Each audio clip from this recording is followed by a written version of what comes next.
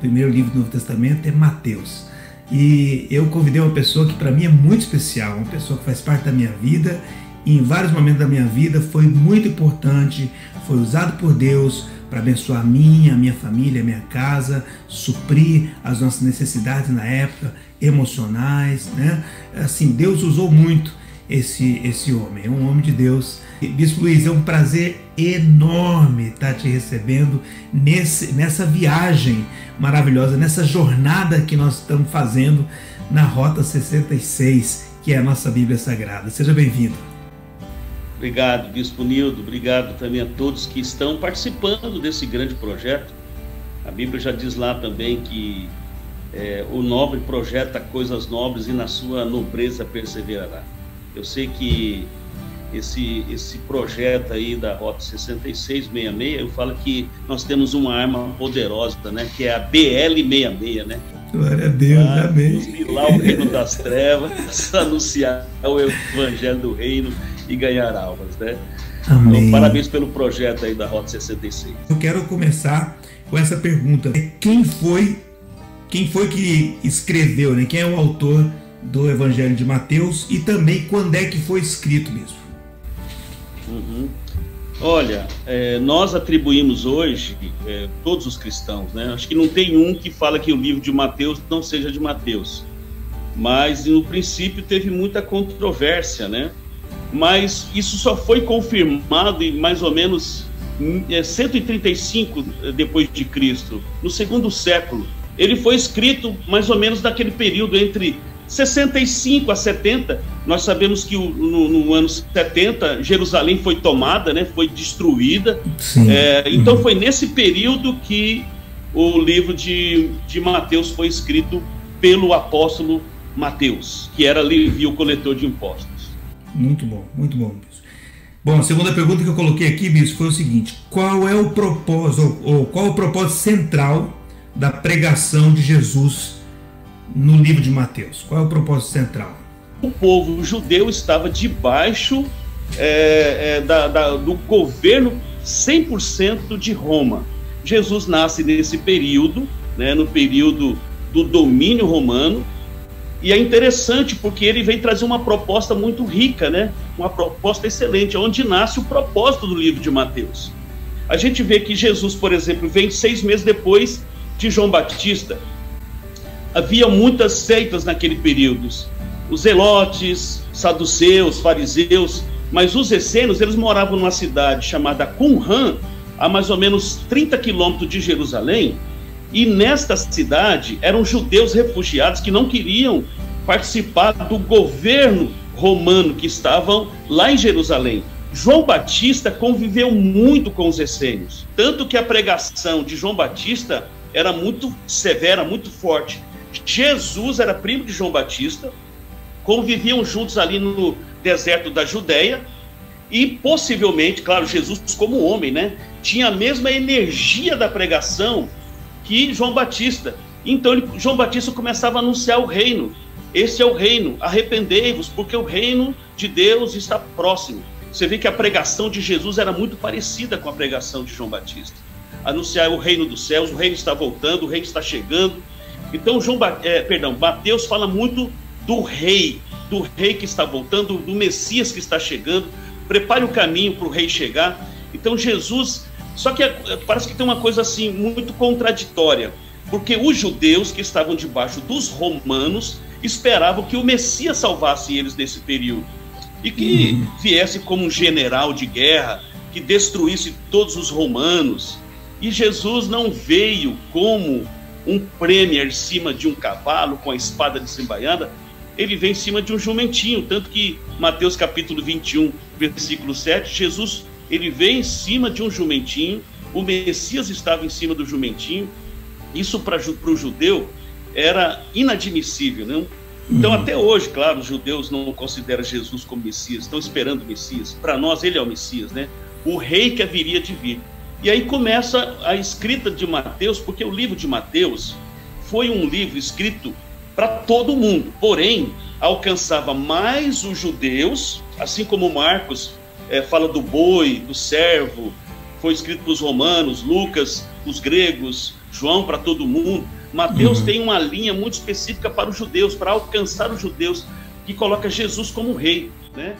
Talvez por isso que era essa ideia de Jesus pegar muito o reino dos céus, o reino de Deus, porque tem essa linha para os judeus, né?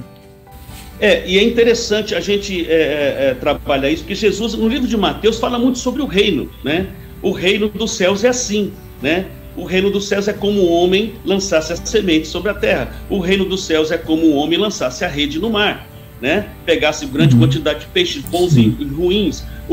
Então, você vê muitas parábolas sobre o reino, porque a mensagem de Mateus é a mensagem do reino, e que tem um rei que quer salvar um povo que está perdido para trazer de volta para o reino. Só que o reino é celestial, não é um reino terreno, não é um reino de guerras civis, onde tem matança.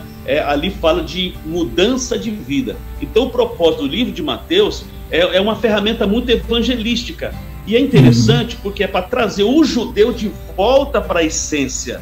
Só que o livro também alcança os gentios da época, ou aqueles que não eram judeus, que estavam em Jerusalém, estavam em toda Israel. Não sei se tem como o senhor fazer uma cronologia. Primeiramente, vamos começar com João Batista. João Batista é o último profeta do Antigo Testamento e o primeiro profeta do Novo Testamento. Uau. Então ele atende a duas funções. Ele fecha o Antigo Testamento na lei de Moisés e abre um novo caminho, tanto que ele fala: eu sou o caminho do deserto. Ele vivia no deserto da Judeia, porque ele já anunciava que haveria outro além dele, né? O Rei Jesus, o Rei Jesus. Então, ele era a voz do deserto, que caminhava no deserto. Quando a Bíblia fala que ele vestia peles de carneiro, perdão, peles de camelo, né? E ele se alimentava de gafanhotos e mel silvestre. Você indo hoje em Israel, você entende o que é gafanhoto. Não é necessariamente um inseto, é uma árvore frutífera que tem hoje em Israel em vários lugares. É como se aqui no Brasil um ingá. Dentro dessas, uma vagem, existiam algumas sementes aveludadas ali. Quando você abre e você coloca na boca, aquilo tem gosto de mel, de tão doce que é. Por isso que ele se alimentava. E era na forma de um inseto. Essa vagem é na forma de um inseto. Então, quando fala que João Batista se alimentava de gafanhotos, não era de insetos. Era daquela árvore onde tinha um fruto muito gostoso, muito doce, parecendo mel. Ele era um essênio, ele de certa forma, interfere no ministério de Jesus, ele abre o caminho. Depois Jesus nasce em Belém, né? Há uma ordem de que Herodes queria matá-lo. Eles não voltam para Nazaré, eles vão para o Egito. Eles pegam aquele ouro, incenso e mirra, que valia muito dinheiro, e se sustentam 2 anos no Egito. Isso é muito importante. Aí ele volta. Nazaré é uma cidade insignificante, 2.000 habitantes aproximadamente, cresceu ali, e com 12 anos de idade, Jesus já começa a discursar com os doutores da lei. Eu falo que ele teve o bar mitzvah dele, né, o filho do mandamento, antes dos 13 anos, porque com 13 anos você já começa, um judeu já começa a fazer a sua iniciação dentro da Torá, do conhecimento do Antigo Testamento. Jesus ali, ele já começou com 12 anos a falar com os doutores da lei. Depois desses 12 anos, né, Jesus trabalha como carpinteiro. Em Nazaré, ele é trabalhador, ele é carpinteiro, ele faz o ofício de carpinteiro junto com seu pai em Nazaré. E depois que ele começa o ministério dele com 30 anos de idade, sendo batizado por João Batista. Quer dizer, e é importante a gente falar, Batista não é sobrenome de João. João o Batista, porque batizava as pessoas. Porque ele batizava as pessoas. E Jesus foi batizado por João no Rio Jordão, né? E aí, depois do ministério de João Batista, é que começa o ministério de Jesus. Jesus esperou o ministério de João Batista primeiro, para depois ele se lançar debaixo da autoridade de João Batista. E aí vem o Evangelho de Mateus, falando do reino, da parábola dos reis, e Jesus fala muito sobre parábolas também, né? E aí esse evangelho vai avançando, aí depois vem a igreja de Jerusalém, a igreja de Jerusalém começa a se formar já depois da morte de Jesus, depois vem uma grande perseguição, um outro rei de Roma, parece que é Domitiano, se não me engano. Domiciano, né? O imperador Domiciano, isso. Que persegue a igreja está forte em Jerusalém, vai para uma cidade chamada Pele, isso já em 67 depois de Cristo, 70 já o templo de Jerusalém é derrubado, e nesse período é escrito o livro então de Mateus, né? Mateus já se torna um livro já escrito nesse período. Assim, uma síntese dessa cronologia do livro de Mateus e do nascimento de Jesus até a sua crucificação. Claro, e depois da morte dele, a igreja continuou com seus discípulos e os pais apostólicos, que são os discípulos dos discípulos de Jesus. Meu Deus, quanta coisa a gente está conversando aqui, coisa preciosíssima, né? Preciosíssima essas coisas. Falar sobre a Bíblia, a gente vai fazer daqui 2, 4 horas de live, né? Exatamente. Mas, o que eu vibro com a palavra de Deus, seja Mateus, seja Marcos, Lucas, João, é que a Bíblia fala do homem como ser humano, está falando de Jesus, e fala do homem como Deus. Quer dizer, Jesus passou por tudo que ele passou, comeu da nossa comida, bebeu da nossa água, pisou nessa terra.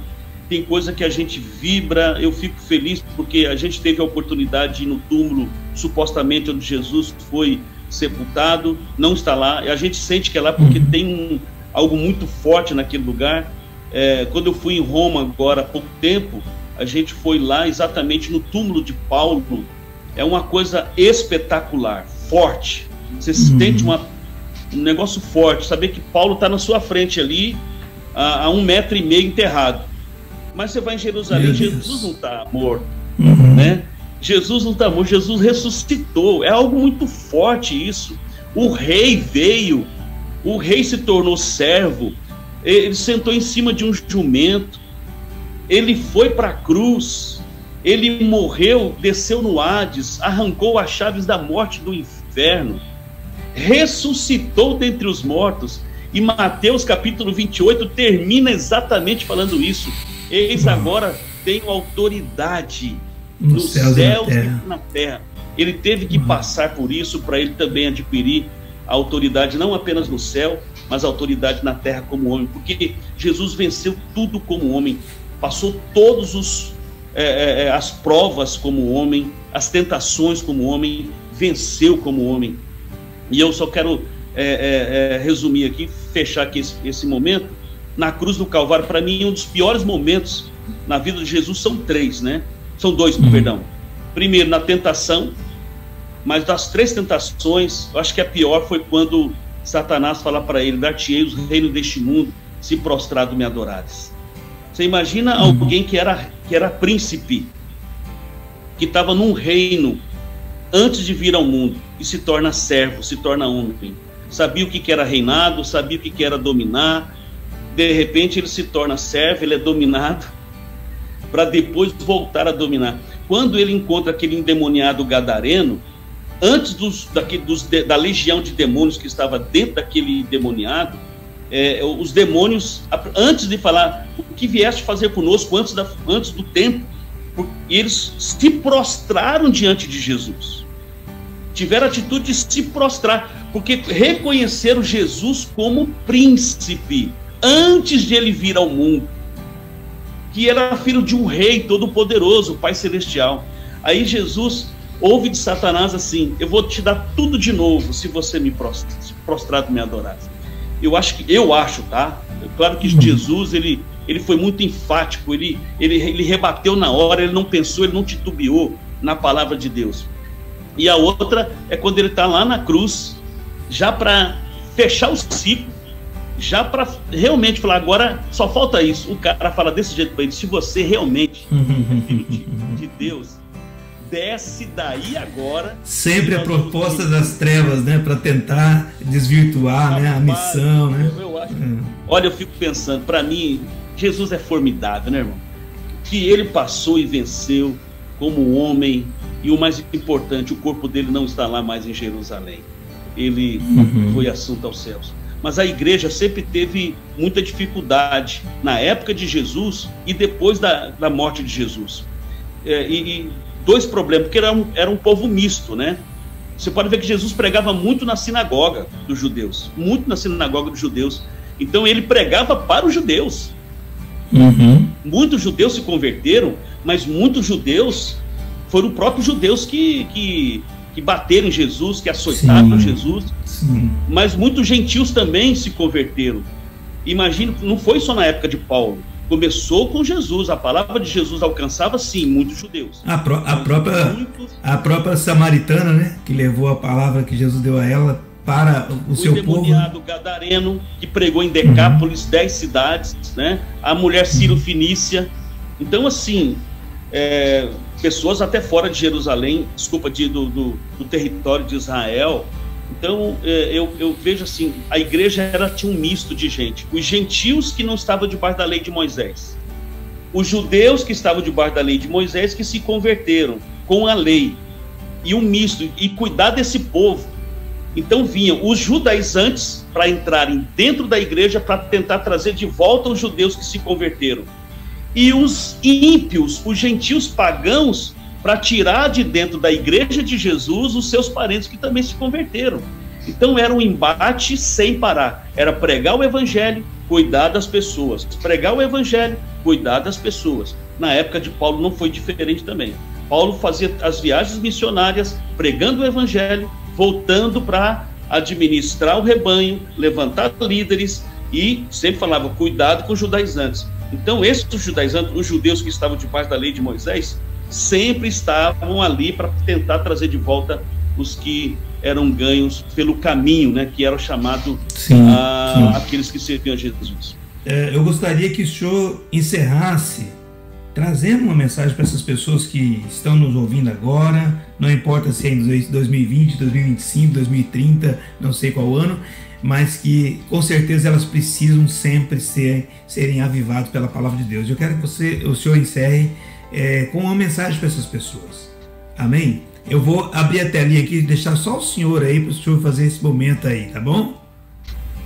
Amém. Pois é, pessoal, muito bom fechar esse momento maravilhoso com todos vocês, Bispo Nildo, e trazendo essa mensagem exatamente do protagonista do livro de Mateus, que é Jesus, o Rei dos Reis, né? A Bíblia diz que ele nos faz reino e sacerdote. E tem 3 reinos. Nós estávamos no reino das trevas. A Bíblia diz que o Rei Jesus nos arrancou do reino das trevas, nos trouxe para o reino do Filho do seu amor. E aí nós estamos inseridos agora no reino de Deus. O reino de Deus, ele é terreno. Saímos do reino das trevas, viemos para o reino de Deus. Por isso que Jesus falou para Nicodemos, se você não nascer da água e do Espírito, você não pode entrar no reino de Deus. Então nós saímos do reino das trevas, estamos no reino de Deus e estamos caminhando para o reino dos céus. O reino de Deus é terreno, o reino de Deus é aqui, é agora, o reino de Deus é hoje. Há uma urgência para pregarmos o evangelho, há uma urgência para também trazermos nossa família para entrar no reino de Deus. Então entenda, querido, você só pode entrar no reino de Deus se você se arrepender dos seus pecados, você for batizado nas águas, você se lançar para o serviço deste reino. O reino terreno tem um serviço e nós temos um rei que administra esse reino aqui na terra. Nós temos uma passagem, vai ser rápida. Esse é o reino de Deus. O reino de Deus avança quando a justiça avança. O reino de Deus avança quando a igreja é avivada. O reino de Deus avança quando os governos se prostram diante de Deus. O reino ganha. Nós fazemos parte deste reino. Vamos marchar com vitória, vamos fazer e renovar a nossa aliança com Jesus. O reino vai crescendo e o nosso objetivo final é alcançarmos o reino celestial, a nossa pátria amada celestial, a nossa Jerusalém, a nova Jerusalém, ataviada à espera da igreja. O noivo já está lá. Jesus já está lá. O Espírito Santo está aqui na terra para nos fortalecer, para nos animar, nos dar vitória. Que Deus abençoe sua vida. Se lance no reino de Deus. Ajude o seu bispo, ajude o seu pastor. Trabalhe na obra. Você tem um talento, você tem um dom. E este reino de Deus aqui na terra, ele recruta pessoas que têm dons, que têm talento, para que o reino ganhe, para que o reino avance. Seja também um soldado do reino de Deus, para que você possa um dia alcançar o reino dos céus. Que Deus abençoe a sua vida. Eu quero orar por você nesse momento e declarar a bênção do Todo-Poderoso. Pai, em nome de Jesus, eu quero nessa noite abençoar, nesse momento, a vida dessas pessoas que estiveram conosco nesse momento na Rota 66. E a priori agora ouvindo e assistindo o livro de Mateus. Que o Senhor possa reinar em nossos corações. Nós te pedimos, Senhor, assenta-te no trono do nosso coração e venha reinar sobre nós. Nós oramos e nós te pedimos em nome de Jesus. Amém e amém. Bispo Luiz, que prazer enorme, viu? Ter você conosco, ter você participando desse momento, dessa jornada pela Rota 66, que é a nossa Bíblia Sagrada. Quando for aí o Brasil, com certeza vamos estar juntos, vai ser muito bom estar junto com vocês aí, viu? Todos os dias nós temos um compromisso, nós oramos pelas nações, oramos pelos Estados Unidos, não tem como orar pelos Estados Unidos sem lembrar dos meus amigos, né? Sem lembrar de vocês aí. Dê um abraço para Esté, para Renata, para Amanda, diga a elas que todos os dias nós oramos por elas, viu? E por vocês também. Que bom. Vocês moram em nosso coração e não pagam aluguel. Amém. Glória a Deus. Bispão, Deus te abençoe. Amém. E vamos firme, vamos seguindo na Rota 66. Fica na paz.